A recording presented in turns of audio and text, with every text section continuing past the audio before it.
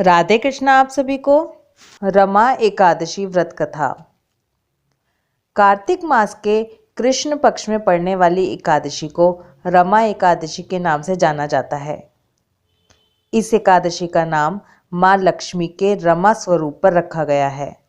रमा एकादशी में माँ लक्ष्मी की आराधना की जाती है। इस दिन माँ लक्ष्मी के साथ भगवान विष्णु की पूजा का भी विधान है।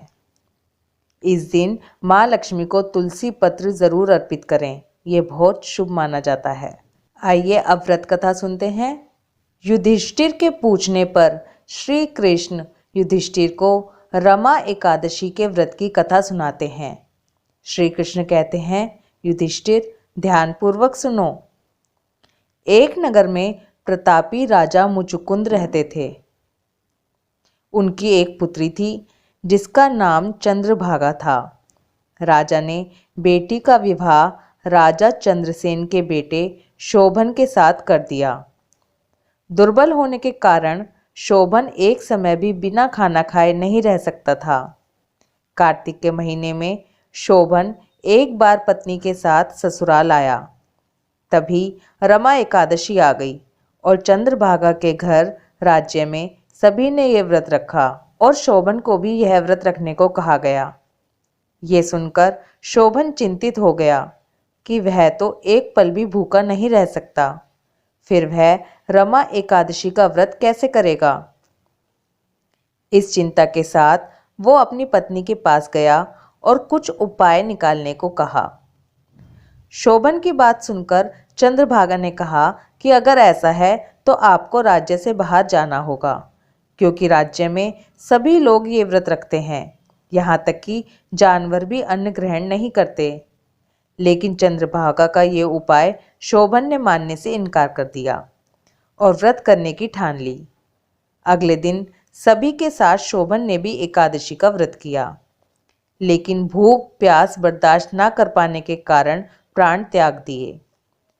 चंद्रभागा सती होना चाहती थी, लेकिन उसके पिता ने ऐसा ना करने का आदेश दिया। साथ ही भगवान विष्णु की कृपा पर भरोसा करने को कहा। पिता की आज्ञा अनुसार चंद्रभागा सती नहीं हुई और वह अपने पिता के घर रहकर एकादशी के व्रत करने लगी। उधर रमा एकादशी के प्रभाव से शोभन को जल से निकाल लिया गया और भगवान विष्णु की कृपा से उसे मंदरांचल पर्वत पर धन धान्य से परिपूर्ण और शत्रु रहित देवपुर नाम का एक उत्तम नगर प्राप्त हुआ। उसे वहां का राजा बना दिया गया। शोभन के महल में रत्न और स्वर्ण के खंभे लगे थे। राजा शोभन स्वर्ण और मणियों के सिंहासन पर सुंदर वस्त्र तथा आभूषण धारण किए बैठा था। उन्हीं दिनों मुचुकुंद नगर का एक ब्राह्मण सोम शर्मा तीर्थ यात्रा के लिए निकला हुआ था। घूमते घूमते वह शोभन के राज्य में जा पहुंचा। शोभन को वहां देख ब्राह्मण उसे पहचान गया और उसके निकट गया। राजा शोभन ब्राह्मण को देख आसन से उठ खड़ा हुआ और अपने ससुर तथा पत्नी चंद्रभागा की कुशल क्षेम पूछने लगा। शोभन की बात सुन सोम शर्मा ने कहा, हे राजन, हमारे राजा कुशल से हैं तथा आपकी पत्नी चंद्रभागा भी कुशल है। अब आप अपना वृतांत बतलाइए। आपने तो रमा एकादशी के दिन अन्न जल ग्रहण न करने के कारण प्राण त्याग दिए थे। मुझे बड़ा विस्मय हो रहा है कि ऐसा विचित्र और सुंदर नगर, जिसको ना तो मैंने कभी सुना और ना कभी देखा है, आपको किस प्रकार प्राप्त हुआ।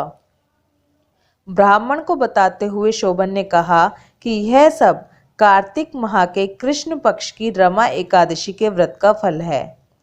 इसी से मुझे यह सुंदर नगर प्राप्त हुआ है, लेकिन यह अस्थिर है। ब्राह्मण ने पूछा कि यह अस्थिर क्यों है और स्थिर किस प्रकार हो सकता है, आप मुझे बताएं। इसे स्थिर करने के लिए मैं कुछ कर सका तो वह उपाय अवश्य करूंगा। ब्राह्मण की बात का जवाब देते हुए शोभन ने बताया कि मैंने यह व्रत विवश होकर और श्रद्धा रहित किया था, इसलिए मुझे ये अस्थिर नगर प्राप्त हुआ है। लेकिन अगर तुम इस वृतांत को राजा मुचुकुंद की पुत्री चंद्रभागा से कहोगे तो वह इसको स्थिर बना सकती है। ये सारी बातें जानने के बाद ब्राह्मण वापस अपने नगर को लौट आया और उसने चंद्रभागा से सारा वाक्य सुनाया। ब्राह्मण की ये बातें सुनकर राजकन्या को यकीन नहीं हुआ और ब्राह्मण से फिर पूछा कि क्या आपने से प्रत्यक्ष देखा है। ब्राह्मण की बात सुन चंद्रभागा बोली, ब्राह्मण देव, मुझे उस नगर में ले चलिए। मैं अपने पति को देखना चाहती हूँ। मैं अपने व्रत के प्रभाव से उस नगर को स्थिर बना दूंगी। चंद्रभागा की बात सुनकर ब्राह्मण उसे मंद्रांचल पर्वत के पास वामदेव के आश्रम ले गया। वामदेव ने उसकी कथा को सुनकर चंद्रभागा का मंत्रों से अभिषेक किया। चंद्रभागा मंत्रों तथा व्रत के प्रभाव से दिव्य देह धारण करके पति के पास चली गई। शोभन ने पत्नी चंद्रभागा को देख प्रसन्नता पूर्वक आसन पर अपने पास बैठा लिया। चंद्रभागा ने राजा शोभन को बताया कि हे स्वामी, जब मैं अपने पिता के घर 8 वर्ष की थी तभी से मैं सविधि एकादशी का व्रत कर रही हूँ। उन्हीं व्रतों के प्रभाव से आपका यह नगर स्थिर हो जाएगा और सभी कर्मों से परिपूर्ण होकर प्रलय के अंत तक स्थिर रहेगा। चंद्रभागा दिव्य स्वरूप धारण करके तथा दिव्य वस्त्र अलंकारों से सजकर अपने पति के साथ सुखपूर्वक रहने लगी। श्री कृष्ण ने युधिष्ठिर से कहा, हे युधिष्ठिर, जो इस कथा को पढ़ता व सुनता है उसे अश्वमेध यज्ञ के बराबर फल मिलता है। बोलो श्री कृष्ण भगवान की जय। एकादशी मैया की जय। राधे कृष्णा।